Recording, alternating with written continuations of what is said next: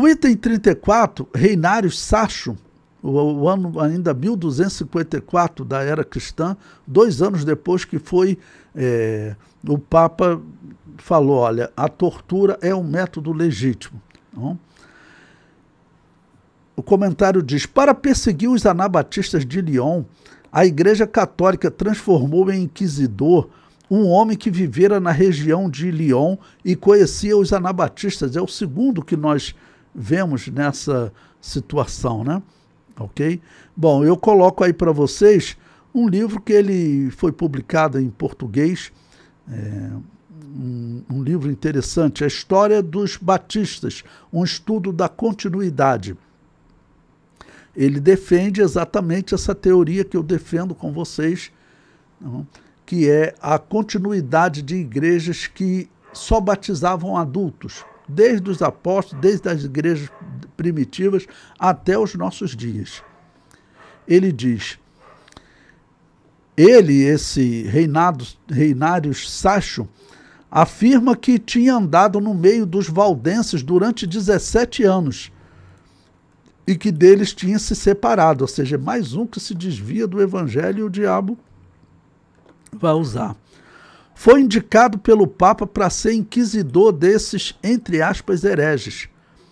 Acerca da origem e antiguidade dos valdenses, ele diz o seguinte, então veja, agora nós vamos ter um testemunho de um católico inquisidor que ele tinha estado 17 anos com os valdenses. Como eu sempre digo para vocês, como que nós conseguimos informações das igrejas anabatistas? É dos assassinos deles. E aqui, desse matador, ele vai dizer o que ele tinha ouvido entre aqueles valdenses, chamados por diversos nomes, né? Em geral, anabatistas. Ele diz o seguinte, entre todas as seitas, não existe nenhuma tão perniciosa como a dos valdenses, por 3 razões. Em primeiro lugar, por ser a mais antiga, pois algumas pessoas afirmam que essa seita remonta à época do Papa Silvestre. Quem é o Papa Silvestre, 325 depois de Cristo? Foi aquele Papa que atuou junto com Constantino lá no Concílio de Nicéia. E as igrejas evangélicas anabatistas diziam isso. Esse que viveu entre os valdenses, ele dá esse testemunho. Outros dizem, né, que ela remonta ao tempo dos apóstolos. Em segundo lugar, por ser a mais espalhada das seitas. Não existe país onde não se encontre os valdenses. Ou seja, mais um testemunho importante. Ele conviveu muito tempo com eles e realmente a história comprova. Essa historinha dos católicos e dos protestantes dizendo que as igrejas que batizam adultos surgiram depois da Reforma, isso aí é invenção dos filhos das trevas. E é assim que eu tenho que chamar todos os católicos e todos os protestantes. As igrejas que só batizam adultos sempre existiram. E aqui está um testemunho, né, de um inquisidor, um matador de cristãos. E por que o testemunho dele é válido? Porque ele viveu entre eles. Ele prossegue. Em terceiro lugar, porque embora as outras seitas causam horror para os que as ouvem, os leonistas, que era um dos apelidos dos valdenses, pelo contrário, causam admiração pela grande aparência externa da piedade. Ou seja, ele conviveu com aqueles irmãos simples, né, naquelas regiões, principalmente da França, mas ele diz que estavam espalhados por toda a Europa. E ele convivendo com aquelas pessoas, todos diziam, mas são pessoas piedosas, pessoas boas, né? Então, ele, claro, agora como católico, ele trata isso como um engano. Né? Bom, eu cito aí também a historiadora católica, Laura Tomé, que ela diz o seguinte, na transcrição das acusações contra os valdenses, feitas pelo mesmo inquisidor, agora tratado por Reinárius Sacho, vemos que os valdenses diziam que a igreja romana não é a igreja de Cristo, mas uma igreja de malignos que apostatou sob Silvestre. Quando o veneno da temporalidade se infundiu nela,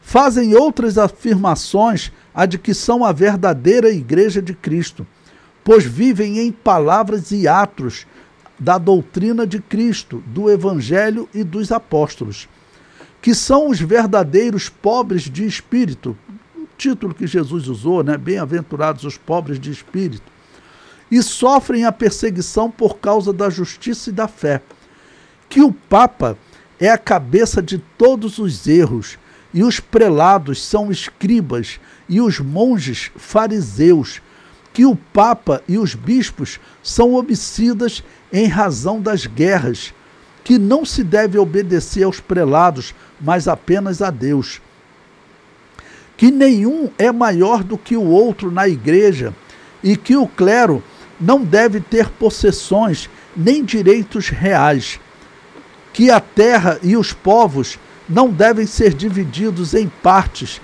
nem se deve fundar nem dotar igrejas e monastérios. Condenam a feitura de condenam a feitura de testamento em favor da igreja, a ociosidade do clero, seus títulos e dignidades. Condenam também o batismo, principalmente de recém-nascidos, de crianças, que em nada se aproveita. O matrimônio e a unção, entre outros sacramentos. Dizem que todo leigo bom é um sacerdote e que a oração de um sacerdote mau não tem proveito, bem como a oração em latim feita pelo vulgo, ou seja, a oração decorada, mas não compreendida, como os padres faziam, né? E que todos devem pregar, inclusive as mulheres. Essa Laura Tomé é uma historiadora católica, né? Essa é uma tese de mestrado dela. O título da tese é Da Ortodoxia à Heresia, os Valdenses.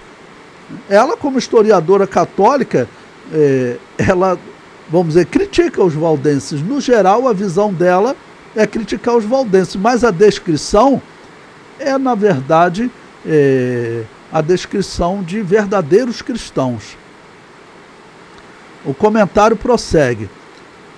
Os anabatistas de Lyon criticavam o batismo católico nas suas duas formas, recém-nascidos e batismo forçado. As outras seitas citadas pela historiadora, na verdade, é uma referência a outros grupos anabatistas que viviam na clandestinidade, para não serem lançados na fogueira. A história é clara em afirmar que havia sim uma igreja fora da Igreja Católica. Eles estavam escondidos desde o ano 380, com a perseguição do Papa Damaso I, e do ano 411, com a perseguição de Agostinho, que se perpetuou. A historiadora também afirma que muitos autores confirmavam que haviam muitos grupos que fugiam à perseguição. Na história dos anabatistas de Lyon, encontramos a mesma prática católica na luta contra outros movimentos cristãos. Os católicos difamavam, inventavam heresias atribuindo a esses grupos. Veja o que a própria Laura Tomé diz no seu trabalho. Encontramos vários estudiosos comentando pontos em que criam os anabatistas de Lyon, valdenses.